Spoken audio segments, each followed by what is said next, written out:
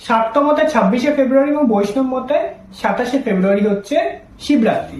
তো শিবরাত্রিতে এমন কিছু কিছু জিনিস রয়েছে যে জিনিসগুলো যদি আপনারা করেন আপনাদের পাপ হবে, এবং পুণ্য তো হবেই না, উল্টে কিন্তু সেই জায়গাতে পাপ হবে। ঠিক আছে, তো সেই জিনিসগুলো কিন্তু এই ভিডিওতে আমি আপনাদেরকে বলে দিচ্ছি, সেটা নিয়ে দেখে কিন্তু আপনারা সতর্ক থাকবেন। প্রথমত হচ্ছে শিবলিঙ্গে কিন্তু তুলসী পাতা কখনো দেবেন না, এটা কিন্তু খুব ভালো কিন্তু কোনো কাজ নয়। ঠিক আছে, এবং শিবলিঙ্গে দ্বিতীয়ত হচ্ছে কেতুকী এবং চম্পা, এই দুটি ফুল কিন্তু শিবলিঙ্গে কখনো দেবেন না, কারণ এই যে দুটি ফুল কথিত আছে এই দুটি ফুল নাকি মহাদেবের দ্বারা অভিশপ্ত, তাই এই জন্য এই দুটো ফুল কিন্তু শিবলিঙ্গে আপনারা কখনো দেবেন না। তৃতীয়ত হচ্ছে শিবলিঙ্গে কখনো ভাঙা বা ছেঁড়া বেল পাতা কিন্তু কখনো অর্পণ করবেন না, এবং চতুর্থত শিবলিঙ্গে কখনো কিন্তু সিঁদুর দিতে যাবেন, এতে কিন্তু মহাদেব রুষ্ট হয়। এবং লাস্ট যেটা আমি বলবো সেটা হচ্ছে শিবলিঙ্গে কিন্তু কখনো নারকেলের জল একদমই ভুলেও দেবেন না, কারণ নারকেল কিন্তু মহাদেবের এই পুজোতে কিন্তু বর্জিত। ঠিক আছে, শিবলিঙ্গে যদি আপনারা ডাবের জল দিতেছেন তো ডাবের জল দিতে পারেন, কিন্তু নারকেলের জল কিন্তু ভুলেও দেবেন, এতে কিন্তু মহাদেব রুষ্ট হয়। ঠিক আছে, তো এই সমস্ত ব্যাপারগুলোই কিন্তু আপনাদেরকে বলার ছিল, আপনাদেরকে সতর্ক করার জন্য। যারা যারা কালকে শিবরাত্রি করছেন প্রত্যেকটা হর হর মহাদেব